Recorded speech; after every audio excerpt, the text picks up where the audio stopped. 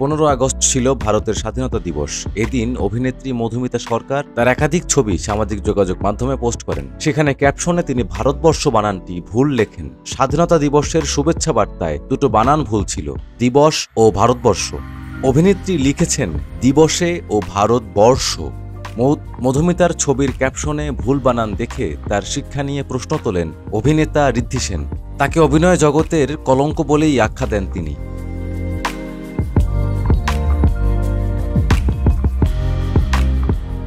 ঋদ্ধি সামাজিক যোগাযোগ মাধ্যমে মধুমিতাকে আক্রমণ করে লিখেছেন, স্বাধীনতা সংগ্রামের ইতিহাস পেরিয়ে আজ ৭৮তম বছরে পৌঁছেও রক্তের দাগ মুছে ফেলা যাচ্ছে না। যে রাজ্যে এক চিকিৎসকের সাদা পোশাক ভেসে গেল রক্তে, সেই রাজ্যে এদের মতো অশিক্ষিত ব্যক্তি সাদা পোশাক পরে ওড়না উড়িয়ে দন্ত বিকশিত করে ভুল বানানে স্বাধীনতা দিবস পালন করার অভিনয় করছে। এরা কোনোদিনই শিল্পী ছিল না অভিনেতা। তিনি আরও লিখেছেন, সমাজ, ইতিহাস, শিক্ষা এই শব্দগুলো এদের কাছে ভিন্নগ্রহী।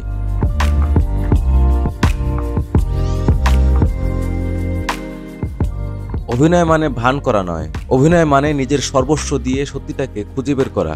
এরা আমাদের পেশায় কলঙ্ক। স্বাধীনতা দিবস নিয়ে বলার আগে নিজের ভণ্ডামি আর অশিক্ষা থেকে স্বাধীন হন।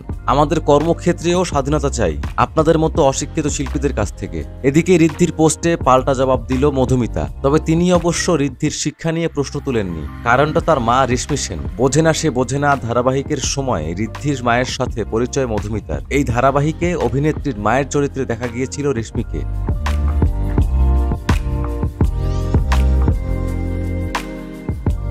তাই মধুমিতা লিখেছেন, আপনার শিক্ষা নিয়ে কোনো প্রশ্ন তুলব না ঋদ্ধি, কারণ সেটা করলে আপনার পরিবারের শিক্ষার উপর প্রশ্ন ওঠে। সেটা করতে চাই না, কারণ আপনার মা ধারাবাহিকে আমার মায়ের চরিত্রে পাঠ করেছেন। শেষে মধুমিতার সংযোগ, আসলে একটা পোস্টে দুটো টাইপ দেখে উনি ভাবছেন উনি আমাকে খুব চেনেন। যদিও মধুমিতাকে নিয়ে করা পোস্টটি ইতিমধ্যেই মুছে ফেলেছেন ঋদ্ধি।